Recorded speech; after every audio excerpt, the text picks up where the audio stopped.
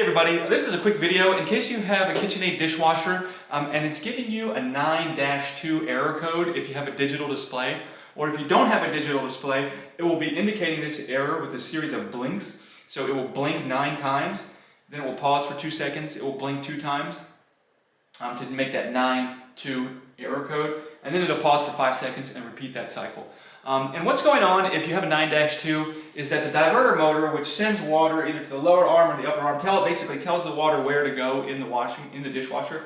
That is stuck on, and so the reason that that's probably stuck on is probably at the level of the control board is probably telling it to stay on erroneously. And so if you're getting this error, what you're probably going to need to do is have the control board replaced.